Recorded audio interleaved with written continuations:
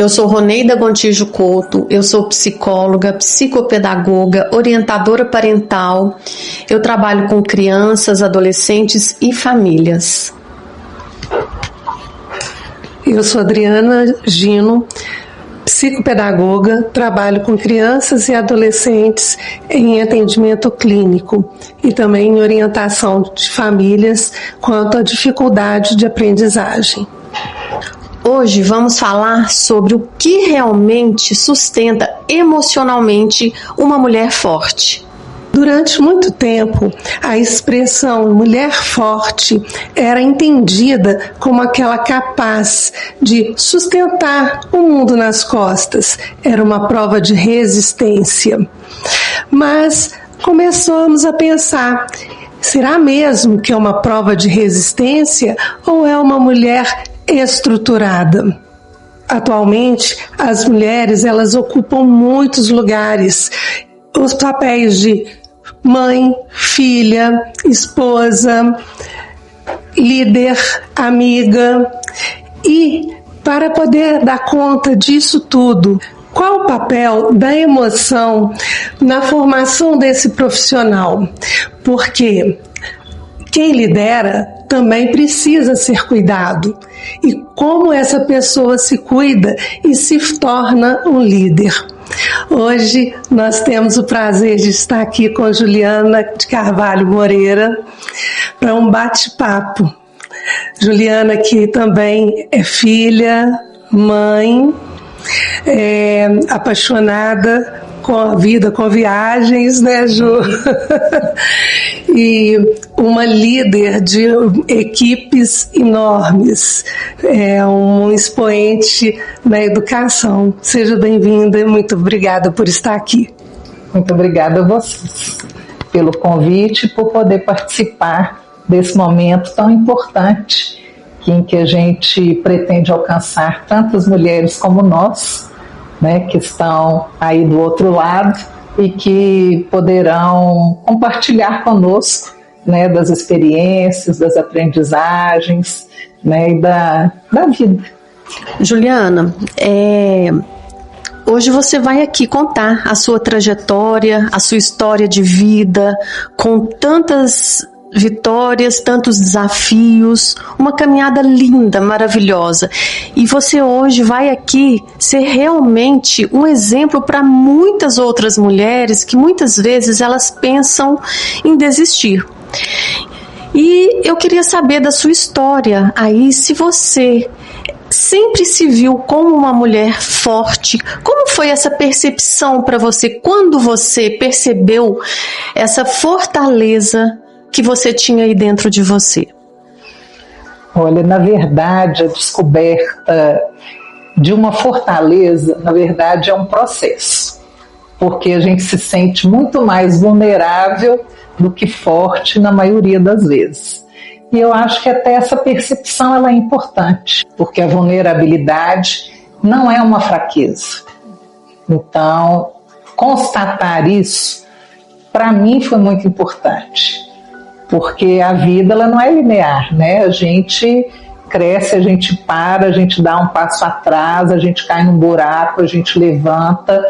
Então, a gente não é o tempo todo estar forte. A Adriana falou de um termo que eu concordo muito, que é a estrutura. À medida que a gente vai construindo uma estrutura interna e que, na minha opinião, é o que representa a fortaleza.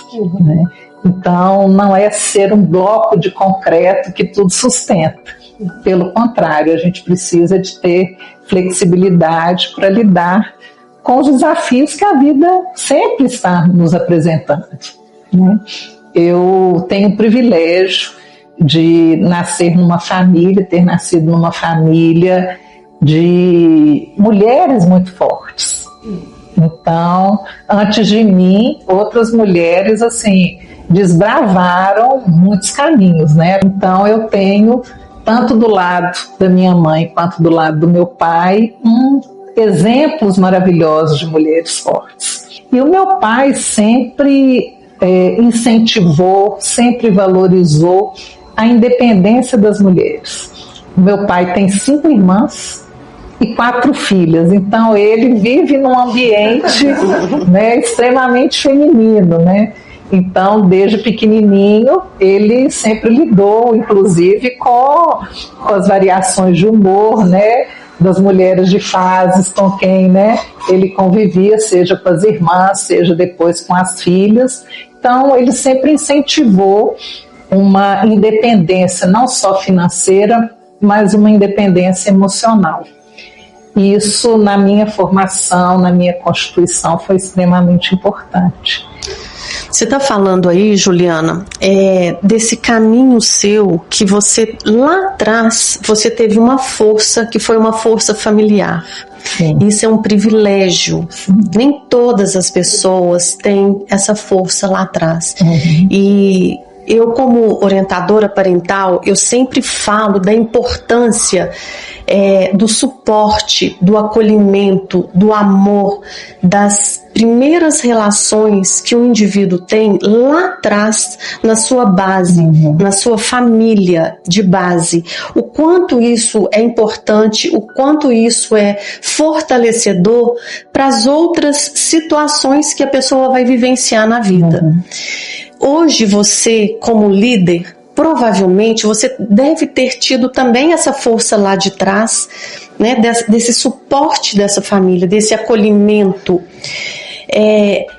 e que mesmo tendo esse suporte, eu acredito que ainda você foi além. Você deve ter buscado aí por alguns recursos que ao longo da vida você foi sentindo uma necessidade. Quais foram esses recursos que você foi sentindo a necessidade e você foi buscando ao longo da sua trajetória? Sem dúvida, o primeiro caminho foi a educação. Então, eu entendo que por meio da educação, por meio do estudo, seja ele formal ou não, traz muitas ferramentas, né, que colaboram comigo nessa jornada. Então, estudar, eu estou sempre estudando, lendo, procurando me relacionar, manter uma rede de contatos, porque a gente aprende muito, né, nesses momentos de informalidade, não só, né, na educação formal, embora ela seja extremamente importante, e eu me dediquei a ela. Também uma terapia me ajudou bastante, né? No momento eu não estou fazendo, mas no momento talvez assim de maior necessidade, de maior fragilidade, um dos mais difíceis que eu vivi, sem dúvida a terapia foi um caminho que me forneceu, né, um suporte muito grande e me ajudou a me conhecer melhor, né, nesse momento de fragilidade, porque às vezes a gente se conhece no momento da alegria, no momento da euforia, no momento da conquista, mas na hora da fragilidade, às vezes a gente tem, talvez passe a conhecer um pouquinho mais desse lado que fica guardadinho, que fica obscuro. A espiritualidade também, para mim, é um caminho que tem me ajudado bastante. E, assim, sem dúvida nenhuma, estar em contato com o outro. Eu gosto de gente, eu gosto das pessoas. Então, estar em contato, para mim, é muito bom. E ter essa sensibilidade para a gente perceber esse momento que nós estamos precisando, porque todos nós precisamos. É como se a gente até retomasse ali, de uma forma muito simbólica, né, a nossa família ali atrás, que foi onde nós tivemos o primeiro apoio, o primeiro suporte, o primeiro amor, né, o primeiro acolhimento, e aí a gente busca através, conforme você falou, você percebeu isso na terapia, você buscou quando você sentiu essa necessidade, quer dizer, foi em busca de um acolhimento, de um apoio, de um processo de se conhecer, de você se acolher também. A espiritualidade também dá um suporte para que a gente se sinta também mais fortalecido, e a rede das amizades, dos amigos, os encontros sociais. Isso abastece a alma. E aí, quando a gente vai percebendo que nós precisamos de todo esse suporte, e para que quando a gente deseja alcançar algo na nossa vida, por exemplo, a gente busca por sucesso na nossa vida. Sim. Sucesso em todas as áreas. Quando você se sentiu essa necessidade, você foi lá atrás, você buscou ali, teve a humildade de reconhecer: preciso me fortalecer neste momento, para você dar conta dessa caminhada sua rumo ao seu objetivo. Sim. Então, essa percepção, perceber essa fragilidade, conforme Brené Brown tem até um livro, né, que fala A Incrível Arte de Ser Imperfeito, que ela fala sobre a importância dessa fragilidade, que a gente se fortalece reconhecendo isso. Sim, que precisa coragem para isso. Coragem e esforço de ir atrás do que nós desejamos. Bom, agora eu vou passar para minha amiga aqui falar um pouco também, que ela quer fazer algumas perguntas aqui para você. Bom, Juliana, eu gostaria de entrar um pouquinho mais da parte profissional e da liderança. Tá muito claro que a líder que você se tornou, ela veio com um trabalho do dia a dia, com o berço que você teve, mas o trabalho do dia a dia ao longo da caminhada e se tornando cada vez melhor. Mas você deve olhar para trás e pensar assim: nossa, naquela época eu tomava decisões quando eu estava precisando, num momento de tensão, de uma maneira completamente diferente que eu tomo hoje. Sim. Hoje, como que Juliana toma decisão quando ela está pressionada? A gente está o tempo todo pressionado por alguma coisa, né? Seja o tempo, seja, né, a urgência do outro, seja realmente tomar algum tipo de providência. Então, na verdade, a gente se prepara o tempo todo para tomar as decisões. Um exercício que eu costumo fazer é de respiração. Então, eu procuro, na medida do possível, naquele momento de tensão, de pressão, buscar um equilíbrio interno com uma respiração e, se for possível, uma oração. Acho que quando eu tenho essa condição de rezar um pouquinho, isso ajuda. Então, o olhar para o outro também é importante. Que urgência que é essa, que pressão que é essa, que a gente precisa muitas vezes reagir, não só agir, né? O reagir. Então, eu procuro fazer isso sempre que possível, né? Às vezes a gente acaba atropelando, mas buscando ouvir o máximo possível de informações, né? Recorrer àquele repositório que a gente tem, né? de conhecimento que a gente tem, e se por algum motivo errar, que às vezes a gente pode, num momento de pressão, né, errar, ter a humildade de reconhecer e voltar atrás e pedir desculpas e fazer de novo.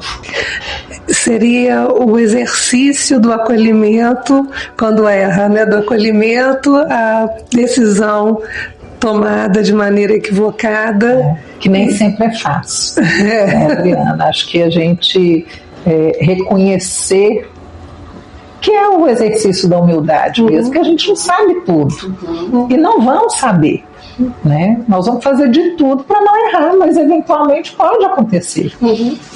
Mas olhar para dentro e reconhecer que apesar de tudo não deu certo, dar o passo atrás, né? Muitas vezes é necessário. Você, quando visita a Julianinha lá no começo de carreira, começando com infantil, isso, né? Inclusive pensa o ensino médio de uma maneira muito grandiosa. Eu só posso pensar o ensino médio como eu penso hoje, porque eu fui uma professora de educação infantil muito apaixonada. Quando eu revisito, porque eu conversei menina, né? Eu fui auxiliar de professora aos 14 anos. E foi aí que eu tive, digamos assim, a certeza de que era o caminho que eu queria trilhar, que eu queria realmente ser professora. E eu fui uma professora apaixonada.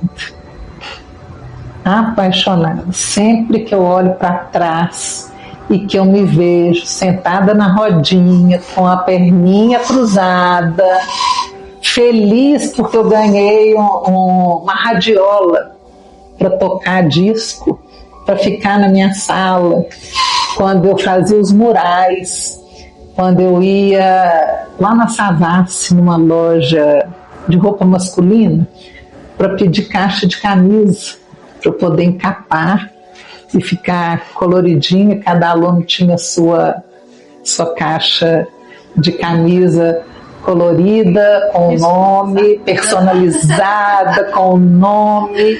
Então, quando eu olho para trás, eu me vejo e isso me alimenta diariamente. Eu fui uma professora muito feliz, muito, muito feliz. E hoje, quando eu encontro com os ex-alunos, é uma coisa linda. Eu tenho hoje uma colega de trabalho que foi minha aluna, né? E é professora hoje, né, na escola onde eu trabalho. Isso já aconteceu outras vezes. E não tem coisa mais bacana do que isso, né?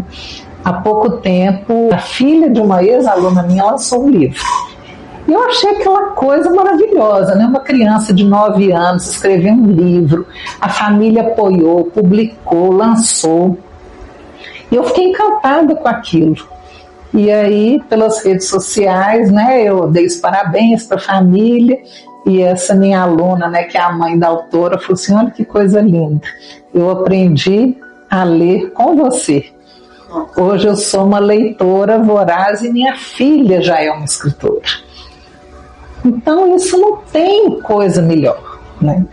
Então eu tenho certeza assim, que eu sou uma pessoa extremamente privilegiada, porque eu sempre fui realizada como auxiliar de professora, depois como professora, fui, né, assumindo outras funções, mas o meu coração é de professora, daquela professora de educação infantil. Hoje eu estou, digamos assim, na outra ponta da educação básica, né, no ensino médio, lidando com os adolescentes. Mas eu vejo o mesmo processo de desabrochar que eu via lá na educação infantil. Então, embora eu não lide diretamente hoje com os estudantes, eu lido mais diretamente com os professores, eu tento, digamos assim, de contaminar positivamente aqueles que estão lá na sala de aula com a alegria e a felicidade que eu tinha lá na educação infantil. Juliana, foi muito interessante você abordar, né, essa maneira como você visita a profissional que você foi, e quando você chama também a atenção para a professora de educação infantil, que ela, de uma certa forma, ela ensina os estudantes a nominarem o que sentem. Né? E a partir do que sentem, eles vão se construindo. E de uma maneira muito mais natural do que à medida que vão crescendo, né? Exatamente. E essa espontaneidade dessa fase da educação é algo que me parece que você trouxe e que está resguardado, mas eventualmente você também tem que lidar com pessoas que emocionalmente elas não estão estruturadas. Como que a líder Juliana faz nesse momento? Penso que o primeiro passo é o acolhimento, porque a pessoa não é desequilibrada, a pessoa pode estar desequilibrada naquele momento, desestruturada naquele momento por um motivo ou outro. Então, acho que o acolhimento é o primeiro passo para o restante. Ser uma boa ouvinte, acho que é o segundo, né, de me mostrar disponível, aberta para ouvir, né, o que essa pessoa tem a dizer, tem a desabafar. Né, muitas vezes ela está trazendo uma carga que não é nem do espaço escolar, no caso, né, dessa relação profissional, mas ela traz uma carga, né, externa e que ela precisa dar vazão. Então, eu penso que eu posso ser esse espaço de acolhimento, de escuta, para que a pessoa dê vazão a trazer à tona aquilo que está sentindo. No espaço do direito, uma profissão que ali está posta a questão que tem que se chegar a alguma conclusão. Né? Normalmente tem um ponto a ser resolvido. Como que é a Juliana mulher nesse espaço e que muitas vezes ele também é dividido com homens? Como que você se enxerga nisso e que você diria para quem está começando também em áreas semelhantes como a do direito? O direito tem muito, né, desse espaço do contencioso, né, de A contra B e cada um buscando defender, né, o seu espaço, né, demonstrar a sua certeza, a sua verdade. Mas eu procuro o caminho do meio, né, eu sou conciliadora, então meu caminho é sempre pela conciliação. Né, inclusive dentro do juizado especial de conciliação, eu fui conciliadora muito tempo, foi uma iniciativa do Tribunal de Justiça e foi uma experiência maravilhosa que eu vivi. O meu viés dentro do direito é sempre pela via conciliação. Para quem está iniciando carreira, as mulheres que estão iniciando a carreira e que sonham com o espaço da liderança, o que você teria para deixar como uma orientação, algo que vem tanto da sabedoria, que é do coração construída com o conhecimento mesmo que você tem, que você deixaria, qual palavra que você deixaria para essas pessoas? Em primeiro lugar, estude muito, se dedique, estude e aprenda, sempre, em todo lugar, com tudo e com todos. Esteja sempre com a mente aberta, o coração aberto para aprender, porque sempre o outro tem algo a nos ensinar. Então, ter essa mente aberta.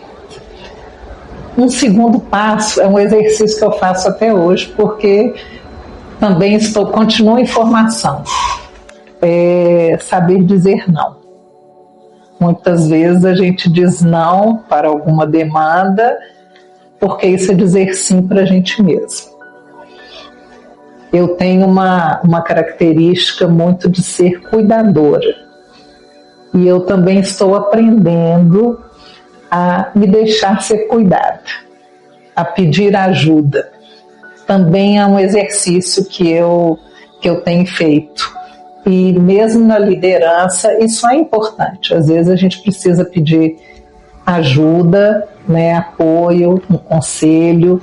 E aí os momentos também de mentoria que você até citou inicialmente, também já passei por eles e foram muito importantes, para mim, porque a gente tem ao lado, né, um mentor, um verdadeiro mestre com quem a gente pode aprender bastante e adquirir mais ferramentas ainda para a liderança, né? Se conhecer bem para valorizar os seus pontos fortes e saber onde você precisa se dedicar para desenvolver, né, para cuidar e desfrutar, né, da vida, de tudo que ela tem de bom. Eu sou muito apaixonada pela vida, então acho que deixar sempre o coração aberto aí para isso. Então são recomendações simples, né, que vão acabar refletindo no estilo de liderança. Bom, Juliana, a gente falou aí da sua trajetória, né, como líder e vários momentos aí da sua vida. E agora é claro que eu, como mentora parental aqui, que trabalho com famílias e oriento tantas famílias, eu quero saber agora esse lado seu. Como você se preparou para ser mãe? Olha, tudo que eu preparei foi totalmente diferente na realidade. Eu achei que eu fosse tirar assim, de letra, por exemplo, com a adolescência do meu filho. Uhum. Pelo fato de eu ter muita experiência, trabalhar em escola, conhecer tantas famílias, lidar com tantos adolescentes, eu achei que estaria muito bem preparado. Mas não estava. Porque, na verdade, a gente, embora, lógico, tem uma preparação, né, esse, digamos assim, algo prévio, mas é uma construção. Então a gente vai construindo, né, as relações de mãe porque muitas vezes eu estava ali, como o meu filho mesmo falava assim: mãe, você não é minha professora. Porque às vezes eu misturava ali, né, uma relação profissional na minha relação pessoal. Então a minha relação, assumir essa função de mãe ainda é uma construção, né? Cada etapa da vida a gente acaba se adaptando, né, dentro daquele processo, né, de resiliência, de equilíbrio, se adaptando. Mas é uma relação que é construída e a gente vai aparando as arestas e procurando estabelecer um diálogo muito aberto, muito franco, embora o meu filho seja extremamente reservado. Às vezes eu tenho dificuldade de lidar, né, com isso. Eu gostaria que ele falasse mais, né, falasse mais dele, mas é uma característica dele. Então talvez seja, digamos assim, o elemento que me mais faz desenvolver e de entender que aquele indivíduo, embora extremamente ligado a mim, ele é um ser único e que tem a vida própria. Então a gente vai buscando outros, né, momentos de conexão, caminhos de conexão, mas a relação materna, ela é construída até hoje. E você acha que se você voltasse lá atrás e você tivesse ali um suporte, um apoio, uma orientação, talvez de um profissional ali que te ajudasse, que te orientasse, olhasse para aquela situação, para você como mãe, para a situação, né, para o seu filho ali e para essa relação, você acha que teria te ajudado também nesse processo, nessa caminhada? Talvez pudesse ter sido diferente para você? Como foi a sua carreira profissional, né, de buscas? Porque na carreira profissional você buscou, mas e desse outro lado, como mãe, você acha que poderia ter sido um pouco diferente essa caminhada? Sem dúvida. Quando a gente tem um apoio, né, um apoio de quem é profissional no assunto e que vai entender as nossas demandas sem julgamento, né, que vai acolher as nossas demandas, né, sem julgamento e ajudar a encontrar esses caminhos de conexão, isso é fabuloso. Quem tem oportunidade deve aproveitar. Juliana, eu quero agradecer muito a sua participação aqui, com certeza. É uma história linda, é uma história de muita garra, de muito esforço, e que você, em momento nenhum, você desistiu, e que você está aqui caminhando e chegando aí, alcançando o seu objetivo, seu propósito de vida, e com certeza fazendo também a transformação na vida de tantas outras pessoas, tanto no seu profissional e agora aqui no nosso canal, no YouTube, para todas essas pessoas aqui que estão nos assistindo. Com certeza você foi inspiração para muitas mulheres que estão aqui. Muito obrigada, e de coração eu desejo muito sucesso na sua vida em todas as áreas. Obrigada, Juliana. Eu que agradeço a oportunidade. Obrigada, Ju. Foi um momento muito feliz para mim. Que bom.